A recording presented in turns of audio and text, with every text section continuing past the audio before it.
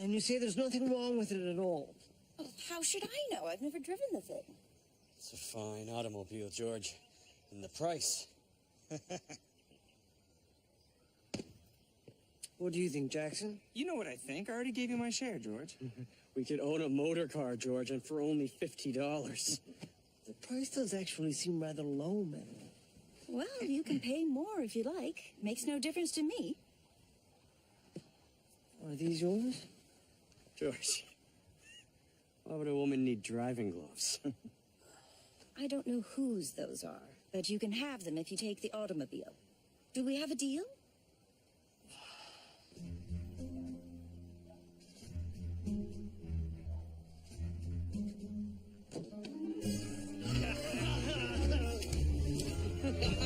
Come on, Jackson. Well, Doctor, what with Murdoch off gallivanting in New York, it appears it's just you and me. I'm sure we can manage most ably, Inspector. Looks like this poor bugger was worked over. It's strange. The body is cold, but there is still a lifelike hue to the skin. Run down by a motor car, I imagine. It certainly appears that way. He must have hit our man and kept driving. Except it seems that he left his automobile. Must have gone off on foot. A hit and walk, as it were. Judging from the body's position, it's hard to tell whether the driver or pedestrian was at fault. Of course it was the driver's fault. These bloody devil wagons think they own the roads. As bad as cyclists. Surely not all automobile drivers behave that way. What's wrong with a horse and carriage in a good Sunday constitutional? I myself am fascinated by motor cars. I hope to own one someday. First you want the vote, and now you want to drive. Women want all the privileges of being a man without any of the pain. Inspector. Besides, a woman driving an automobile? I think they're dangerous enough already. Thank you very much. Automobiles are women.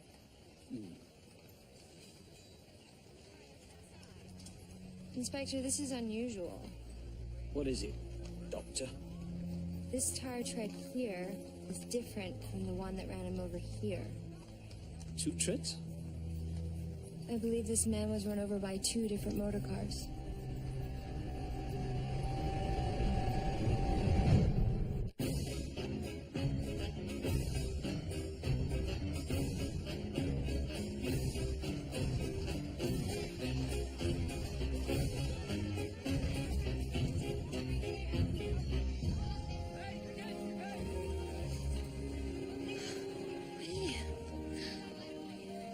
Luxurious. A honeymoon demands luxury, Mrs. Murdoch. Thank you.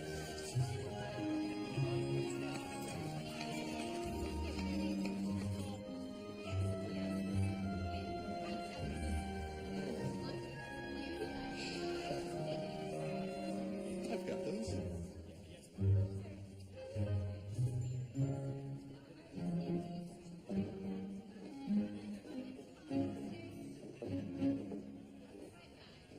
Hello? Reservation for Murdoch, please. Mr. and Mrs. Murdoch. Actually, I'm Mr. Murdoch and Yes, Mr. and Mrs. Murdoch. I'm proud to be called Mrs. Murdoch. For convenience sake. Sir, I regret to inform you the room you booked is not available. the honeymoon suite. But I reserved it. Yes, sir. We can offer you another room. Are you saying I didn't reserve it? I'm saying it is unavailable, sir. Well, yes, as it should be. To everyone else but me, who reserved it. Please, whatever room you have will be lovely. Very good.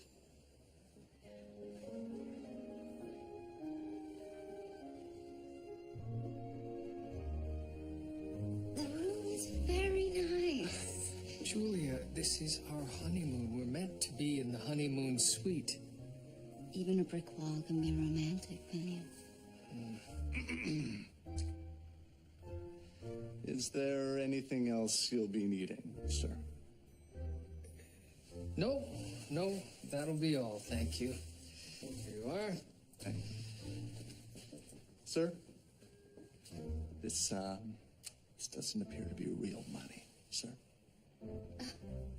Oh, right. It's Canadian money. We're from Toronto, Canada. I'll get my money exchanged later today and be sure you get your gratuity. William, I have some American currency. Oh, no need. It's all settled. Please, sir. You know, it's all our money. We must get used to sharing and everything. Yes, but Julia, this honeymoon is my gift to you. And I promise, no matter what the circumstance, not to tip a single bellboy.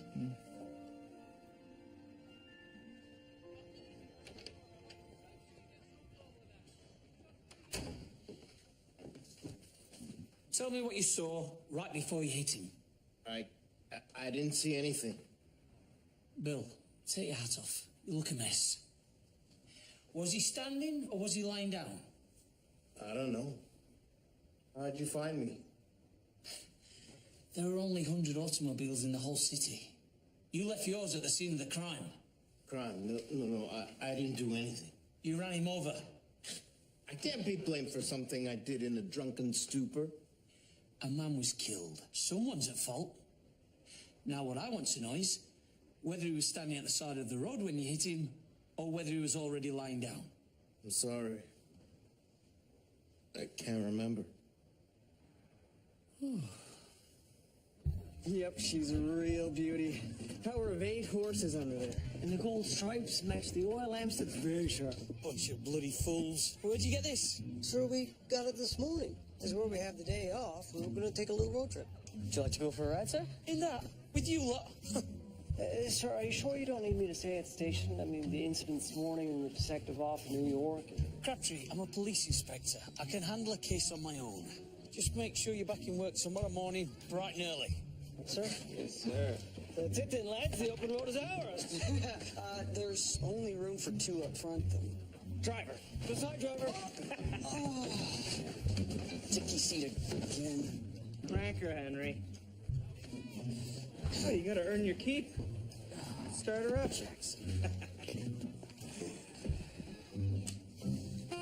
Faster.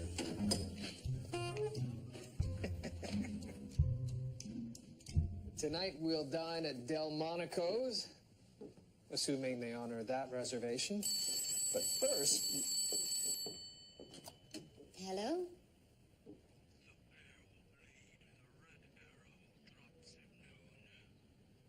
I'm sorry? Hello? Who is this? That was strange. Who was it? I don't know. A man. He said the bear will bleed.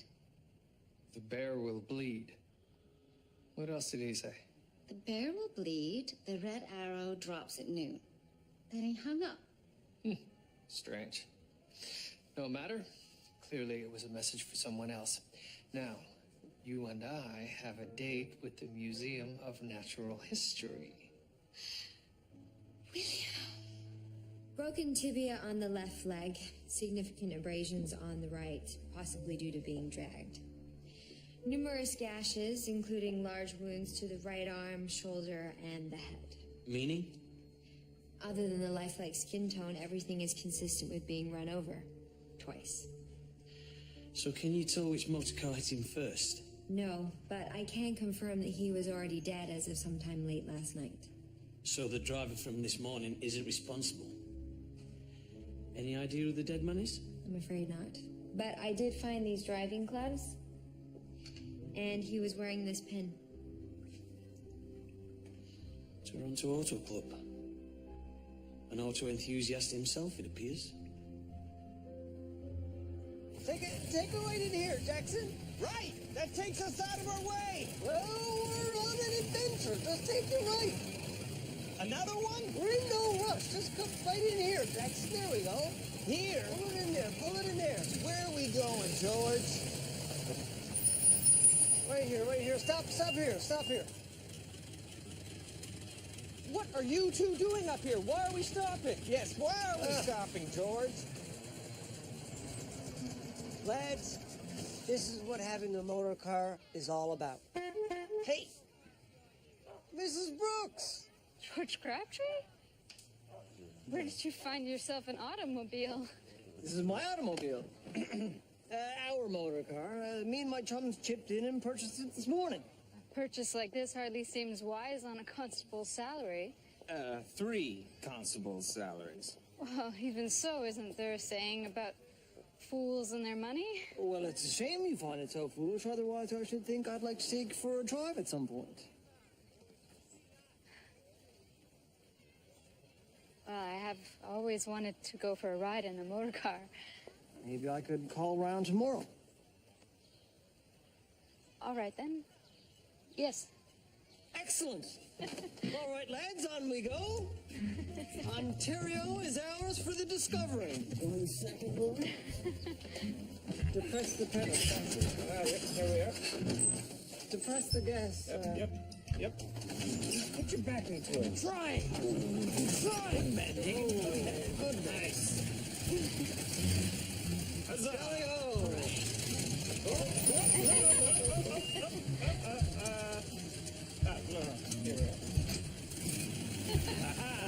Here we are.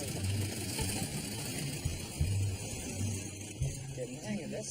When do we switch seats? I hate it back here.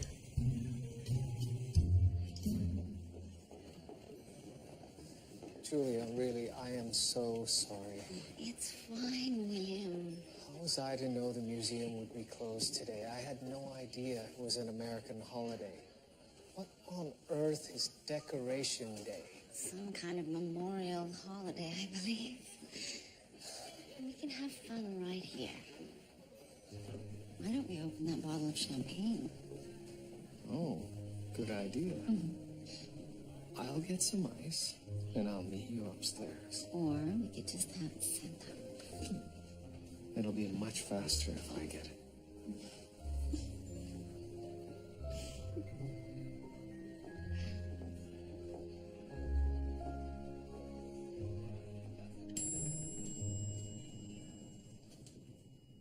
Hello? 5, please.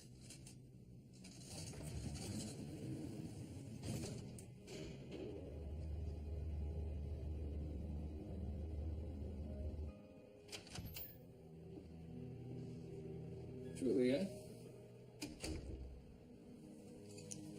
What did the voice say on the telephone again? Why? I just saw 2 suspicious characters on the elevator on their way upstairs. They were armed. How odd. Good afternoon, gents. Inspector Thomas Brackenreed of the Toronto Constabulary. Why, Inspector, what a surprise to see you again. Roger Newsom? Oh, right, the puzzler. Taking a fancy to automobiles now, have you? More than a fancy, Inspector. I'm a charter member of our Auto Club. Please, let me introduce my dear, dear friends. Frederick Fanshawe, charter member. This is Dr. Perry Doolittle, charter member. And our gracious host, Manfred Larkin. Provisional member. Pleasure to meet you, Inspector. Are you an auto enthusiast yourself? No. I'm here to find out if you can identify a man that was found on Winchester Street this morning. Oh, no. No. Poor Didrik. Didrik? Dutch, was he? Yes, Diderik Hahn. A dear, dear, dear friend. One of our charter members, in fact. Oh, please, Roger. You never cared for Diderik. You ridiculed his lack of manners and his ruddy face. We had our differences, but he was a dear, dear, dear friend. Gentlemen, please. Let us remain civil. Emotions run high upon hearing such awful news. When did you last see Mr. Hahn? Last night. All of us were here. What was the occasion? We were tuning Didrik's machine for our upcoming automobile rally. Although why here instead of at my estate, I don't know. Manfred doesn't even have a full garage. I have plenty of tools in my carriage house. And better scotch, Perry. What time did Hahn leave? The usual 10:30, 10:45. This time mark. Are you familiar with it? Do you find that photograph amusing, sir? No. I know that tread. Belongs to a prototype from the Ransom Olds Company. Capital machine, only one in the city. I tried to buy it myself, but I was outbid. You see, it was here last night. Diderik Hahn's pride and joy.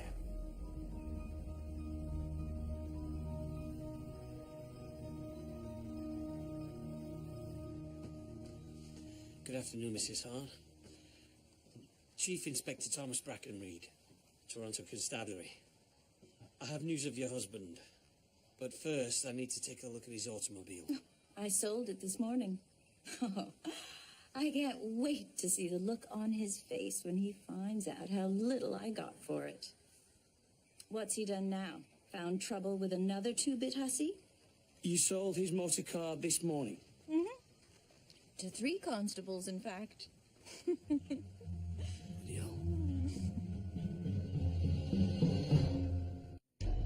According to the widow, Crabtree, Jackson and Higgins are carousing in the automobile that ran over our victim. They could afford an automobile? That's not the point, Doctor. That motor car is essentially a murder weapon. Yes, but how much did they pay for it? Doesn't matter. It's evidence. Right. Of course, Inspector. So where is the automobile now? Out in the middle of nowhere, I expect. They'd better bring it back in one piece, otherwise they'll have nothing to go on. Why was the widow selling it? Disposing of the evidence, perhaps? According to Mrs. Hahn, she had no idea her husband was dead till she heard it from me. Then why sell his automobile? He was caught out tomcatting one time too many. This morning he was gone, but the motor car was still there. She believed he was with another woman, so she sold it to spite him. Well, I admire her gumption. But it does give her motive. The maid swears that she never left the house last night. Regardless, my gut tells me that she didn't do it. Your gut? Is that similar to women's intuition? We have no scarcity of suspects. That fancy damn Roger Newsom hated the man. Hahn seems to have made enemies of nearly all his friends over the years. Because of all his philandering? Philandering, backstabbing, reckless business dealings. According to the widow, he's a right piece of work. I need to take a good look at that automobile.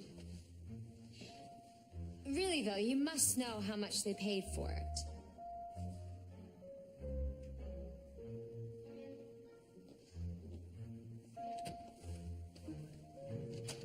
Hi there. Frank Rivers. I'm the detective here at the inn. Oh, Detective William Murdoch, Toronto Constabulary. Please come in. This is Dr. Julia Ogden. Canada, huh? Gotta tell you, I love that Canada. McGuire's, am I right? About what? McGuire's beer, William. Brewed in Toronto. Damn right. Stronger beer for stronger people. Oh. Well, I don't drink much beer. Oh, neither do I. So, Bill, why don't you tell me what's concerning you? Actually, my name is... We had a phone call around 2 o'clock. Was it threatening? More strange than threatening. A man's voice, slightly muffled. The bear will bleed. The red arrow drops at noon. Well, I will talk to the girls down at the switch and see if they recall putting that through. Was there anything else? Actually, about an hour or so later, I saw 2 men in dark suits in the elevator, and I'm quite sure that they were armed. Well, I admire the police work there, Bill. See, I myself was with the New York Police Department for more than 20 years. Now, if you two are willing to keep a secret, I can let you in on a little confidential information. Of course. We have the President of the United States arriving tomorrow. President Roosevelt. No wonder the suite wasn't available. Not 2 suites. He's got the whole 6th floor. A suite for him and a suite for his security team. The White House has a whole squad just to protect him, even when he's traveling. Sending men in advance still seems excessive. Well, after the assassination last year, it's better safe than sorry, I suppose. Damn right about that, Bill. Well, thank you for setting our minds at ease. This still doesn't explain the phone call. Oh, well, that's probably just a wrong number. Thank you. Jackson, do you suppose I could use the motor car on my own tomorrow evening? Now, does this have something to do with that young lady, George? It's not like that. I'm just taking her out for a drive. I mean, who wouldn't want to go for a drive in an automobile? What was that? What's happening? What's going on? I don't know. It could be out of gasoline. It's not out of gasoline, Henry. Well, what's wrong with it then? I don't know. Well, how do you know it's not out of gasoline then? Constable Crabtree!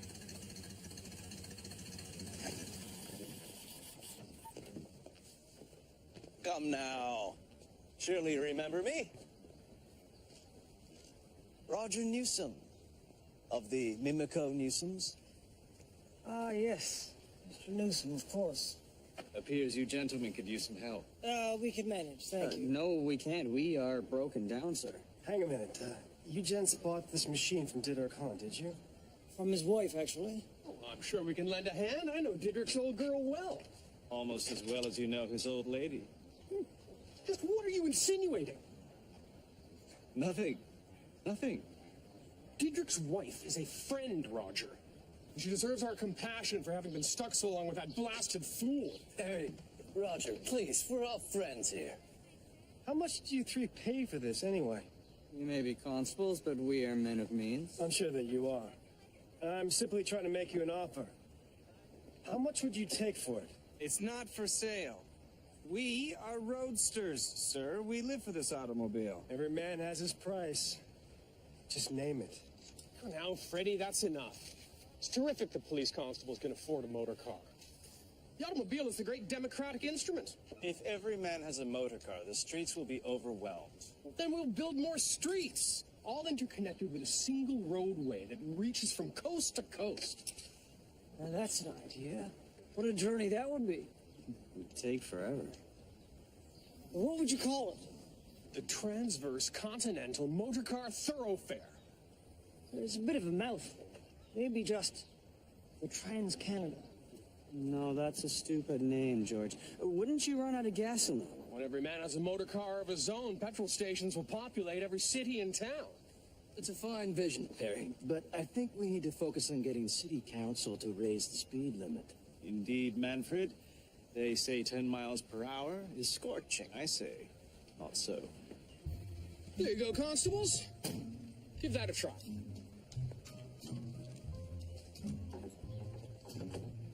Put your back into it. All right, all right. Say, why don't you join us at our rally tomorrow? We start at my estate, hit a few checkpoints on the way to Niagara, and double back. Great fun. That sounds wonderful, but we'll be unable to attend. Not much of a machine, really. And you know, this belonged to a dead man. So? We own it now. Ah! Just run over last night, and you three have already swooped in to claim his belongings. Run over?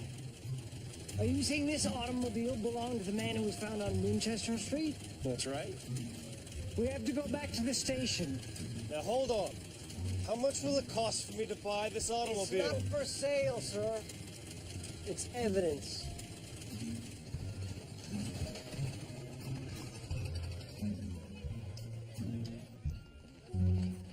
What do you have, Doctor? This wound on his head, Inspector, it isn't consistent with the automobile-related injuries. Someone hit him on the head. With some kind of wooden object. I found minute splinters in the wound. Is that what killed him then? In comparison to his other injuries, it is quite minor. But I do not believe the road accident killed him either. The damage to the internal organs was inflicted after the man was already dead. Then what was it? Remember I noted how lifelike the body appeared after death? Well, I've attributed it in part to the redness of the blood. Certain poisons, like cyanide, can result in bright red blood. So you think he was poisoned? Well, it would seem that way.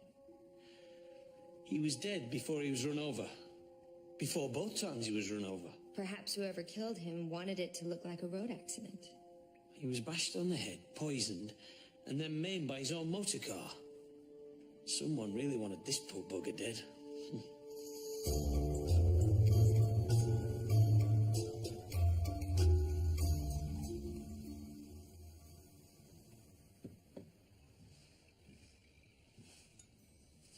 Seems it's time to retire to the bedroom, Detective. Indeed it does, Doctor.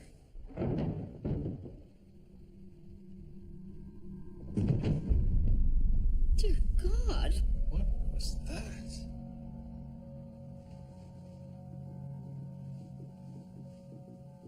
Excuse me, can I help you? Yes, we'd like to go up to the next floor. Oh, no, sir, I'm afraid I can't allow that. We heard a noise upstairs. Someone may have had a terrible accident. I can assure you there's nobody on that floor. Both suites are vacant. But we just heard a disturbance not 2 minutes ago. No, sir, that's impossible. Look, I understand your reluctance to say anything, but we know about the president's visit.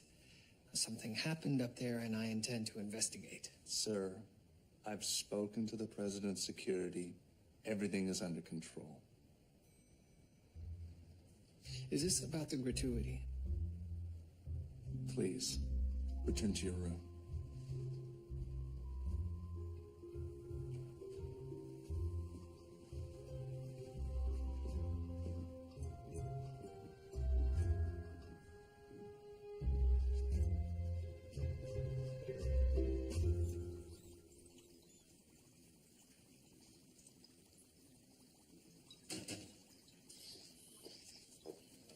I found no traces of cyanide, so I'm testing out other poisons. What I'm looking for is something that would kill a rat, but also oxygenate its blood to make it appear bright red. So you killed all these rats with poison? Oh, no. Some of them survived. I'll save them for my next experiment. Oh, well, lucky them. What I've learned so far is that carbon monoxide acts like oxygen in making the blood red. But instead of giving the body oxygen, it inhibits the blood cells from carrying it. Too much carbon monoxide would kill a rat or a man very quickly. So you're saying that this carbon oxygen is what killed Deirdre Hahn? Carbon monoxide? And yes. Well, what is it? Where would someone get it? It's a byproduct created by combustion. Any machine that runs on petrol would produce it. Like a motor car? Indeed.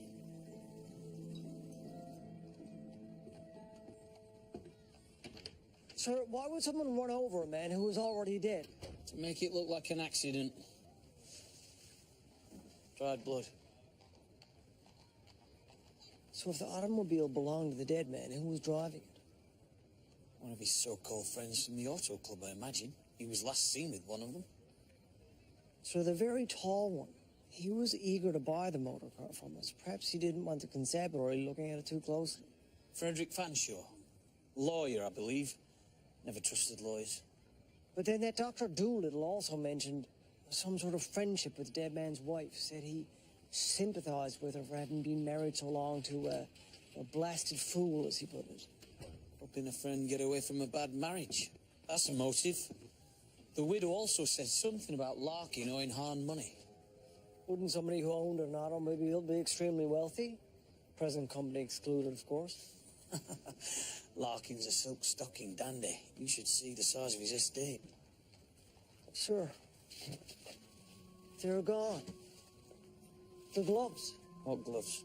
There was a pair of gloves in there when we bought the thing. Mrs. Hahn didn't know who they belonged to. It's unlikely they were the dead man's. He was wearing gloves when we found him. No, they probably belonged to whoever drove the car last. Whoever ran him over. And who could have taken them? The only people who were close to this automobile besides myself and the lads were those chaps from the auto club. So that lot comes across your lot.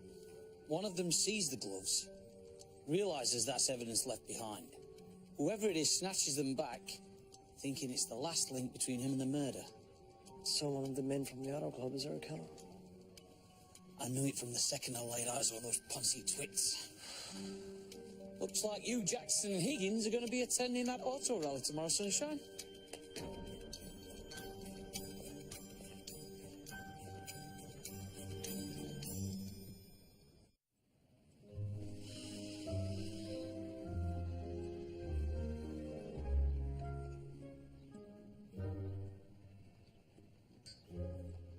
William?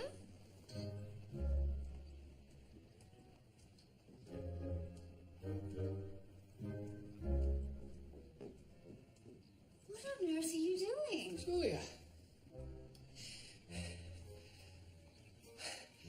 I have created an elongated circumscope.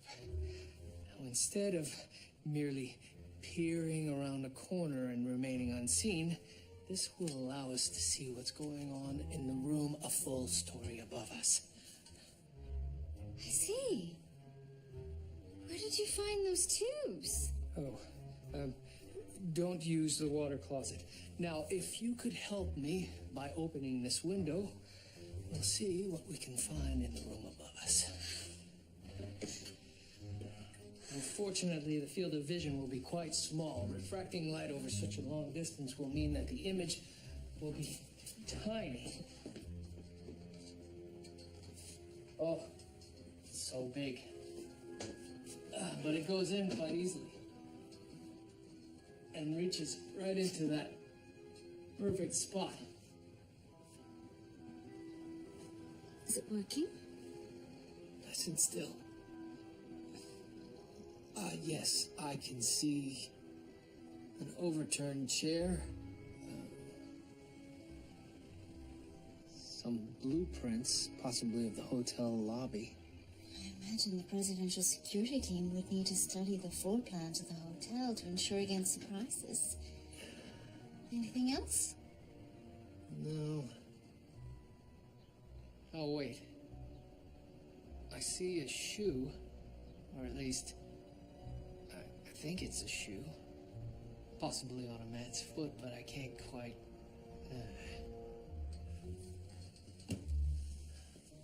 We need to see from a different angle.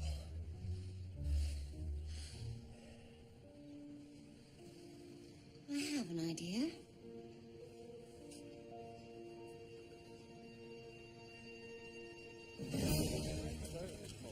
Yes, I remember that.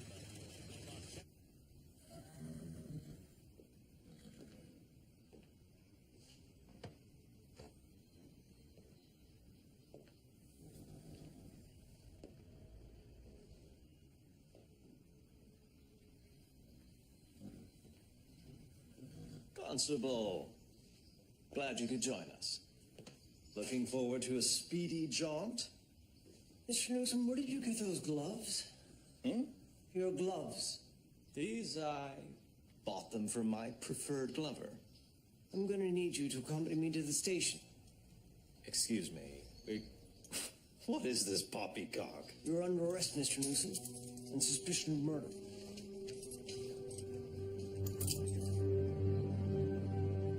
So the fumes from a motor car killed him? Yes, but for exhaust inhalation to cause death, the motor car would need to be left running in a small space. Why would anyone leave an automobile running? They were in a hurry, perhaps? Many of those engines are quite difficult to turn over. So our killer knocked Han on the head and left him with the engine running in an automobile stable? I believe they call them garages. Garage? What kind of word is that? French. Slimy Frenchies. They're even naming our barns now. They bloody stables for bloody automobiles. Yes, very good. Any of the auto stables I've seen would be too large and allow for too much airflow. It's more likely Mr. Han and his motor car were stowed in a small enclosed structure. Something big enough for an automobile, but not much larger. I have plenty of tools in my carriage house. Larkin's carriage house. I need to get to that auto rally. Auto rally? I should accompany you, Inspector, in case there are any medical matters. Grab your hat.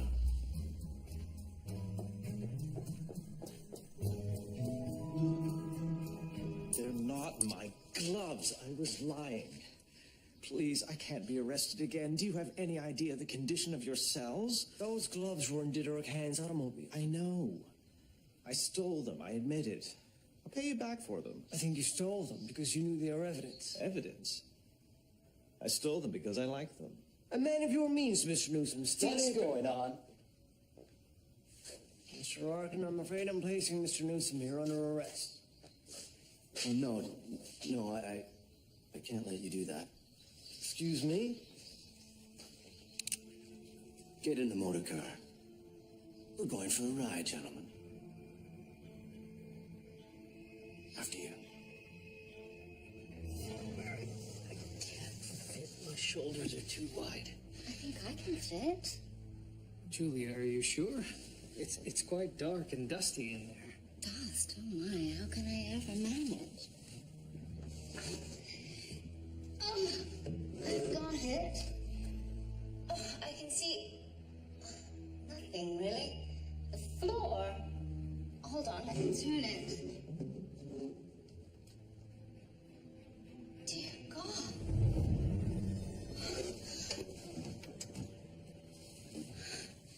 He's dead. What? Who? I don't know. A large man. He's covered in blood. One of the president's security men. If they killed him, perhaps they're planning to assassinate the president. The bear will bleed. William, the telephone message. The red arrow drops at noon. At noon. There must be some kind of code for the assassination. Well, if that's the case, the president is about to arrive. He'll be walking straight into his death.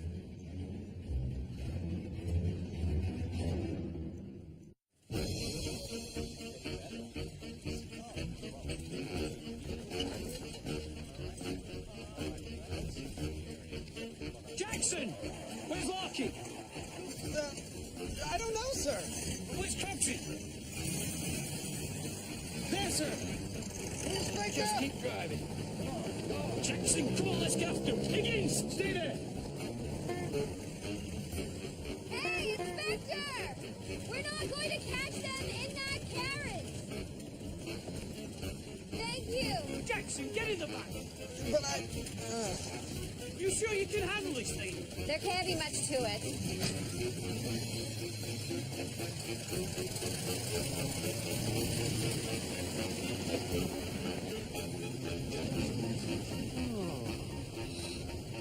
It's my car.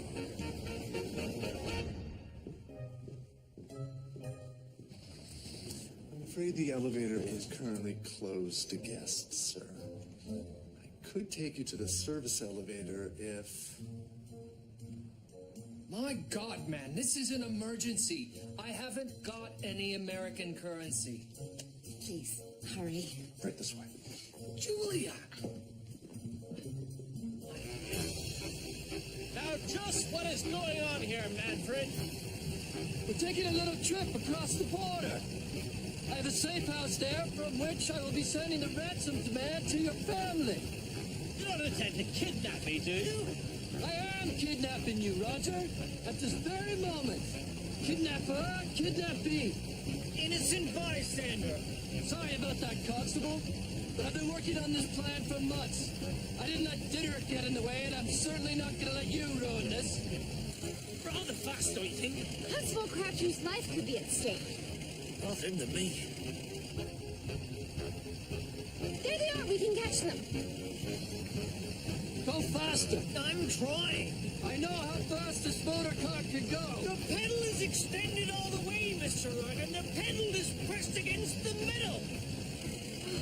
Bloody flipper won't go fast enough. Language, Doctor.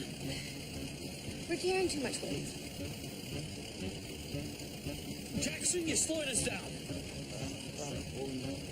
Well, jump off, man.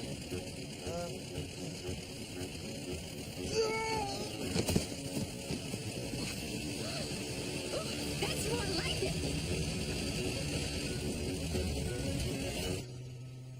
Sorry, sir. The service elevator can run a little slow sometimes.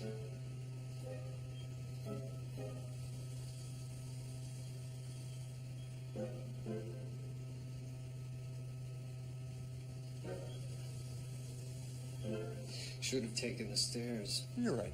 Give it up, man, Fritz. You'll never get away with this.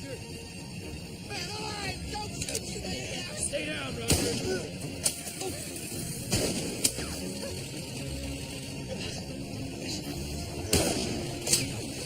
Steady on. Damn it, I'm slipping. Stop stopping, Constable. I'm trying.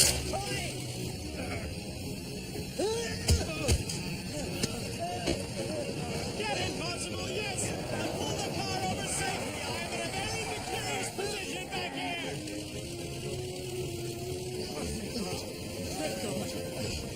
Sorry about this, Constable. You were supposed to be part of the plan.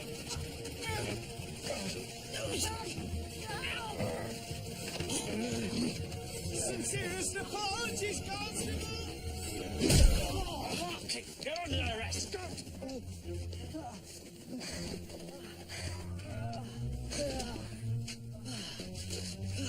George, are you all right? Yes, I think I am. Thank you, Emily.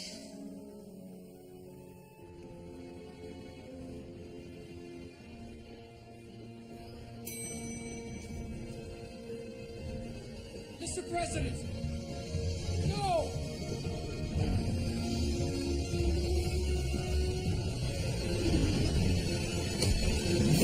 President Roosevelt! Oh, wait. Sir, I'm terribly sorry. I'm a police detective from Toronto, Canada, and I believe these men are imposters attempting to assassinate you. Dear God, man. Imposters. I may have more men on my security team than I can count these days, but I'm quite sure that Williams and McDermott are on my side. Sir, Mr. President, there is a dead man in this hotel, and we saw these men coming from that floor. Dead, are they? Both of them. Well, I suppose there was no other way. There was a plot to do me harm. My men discovered it and arrived last night to take care of the problem. Oh. It appears we were a bit overzealous. Very embarrassing. I hope you can accept our apology. Oh, of course. Good day. Good day. I'm fine. Let me check in, Mr. President. I'm fine.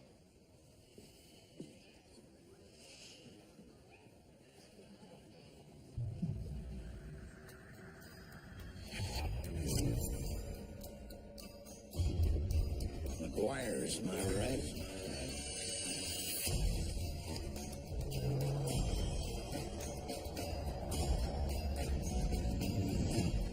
The red arrow drops at noon. Julia, there's a third man. The detective from this hotel. He was in the room with those men. He knows their plans. Plans for the assassination. The red arrow drops at noon.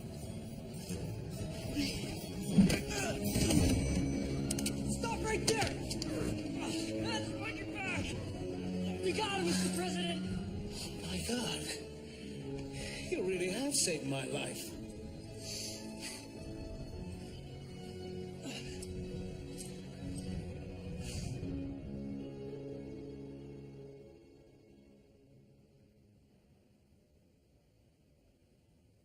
It's true. I'm broke. Cleaned out. I hope to hold Roger for ransom and start fresh. What about Han? You killed him when no one pays ransom. No. No, he found out. When he threatened to spoil my plan, I panicked and hit him with a piece of timber. But that didn't kill him. I never intended to kill him. I locked him and his motor car in the carriage house, just in case any of the others came back. Then I went inside to have a stiff drink and figure out what to do next. And when you came back, he was dead. I still don't understand what happened. You left your motor car running is what happened. The carbon monoxide killed him. The what? Fumes from the exhaust. Deadly in the wrong circumstance. How was I supposed to know the exhaust from his motor car would kill him? Well, you'll have plenty of time to read up on it in prison. Oh, by the way, next time, you might want to think of taking a carriage.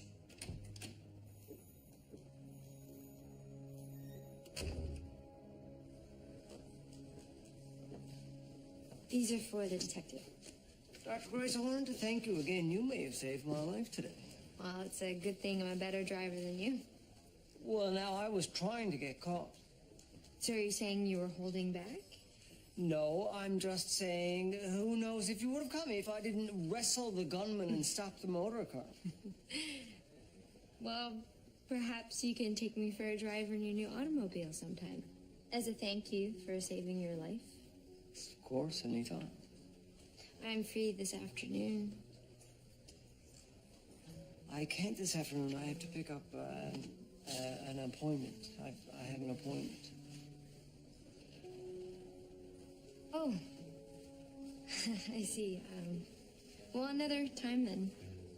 Certainly, yes.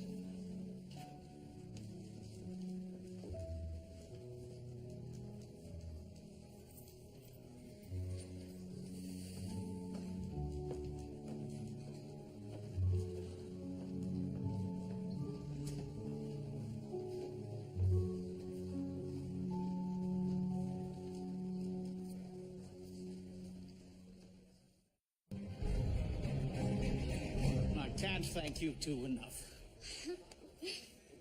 Certainly didn't expect that from a former police officer. Well, he was only a hotel detective, wasn't he? He was with the New York Police Department, so he told us. Aha. When I was police commissioner, I cleaned out a lot of bad apples, which made me a lot of enemies. You must be one of them. I suppose. Well, glad to be of help. You could, in fact, do me one more favor. Of course, Mr. President. Keep this little incident to yourselves. After what happened last year in Buffalo, well, news of another attempt on the life of a U.S. president might create unnecessary panic. Yes, of course, you have our word. I thank you once again. Now, how is it that we're so lucky to have you two in New York City this weekend? Oh. Actually, we're on our honeymoon. Honeymoon? Oh, but they put me in the honeymoon suite. Well, this is not right. Here. Oh, please. We wouldn't dream of it. Nonsense. You can, you will. Absolutely not. I am the American president, my good man. I'm not accustomed to refusal. We graciously accept. Thank you, Mr. President.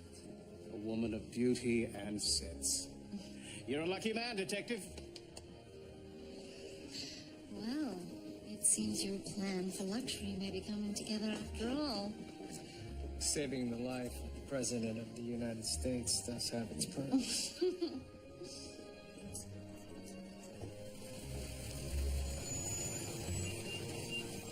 Good afternoon, Mrs. Brooks. Are you ready to be chauffeured about town in this fine automobile? Indeed, I believe I am. We can go anywhere you like this afternoon. You could go to the country, out to the Scarborough Bluffs. But who would see us way out there? King Street it is. Oh no. Oh, it's done this before. I would say I know how to fix it, but I don't know how to fix it. That's all right. It's fine. I'm sorry. Oh. I fear our outing is ended rather quickly now. Well, why don't we take a walk down to the arcade? I thought you wanted to go for a drive. I did, but I could fancy a stroll. Is this a date heading abroad? I suppose it is, George Crabtree. We're good.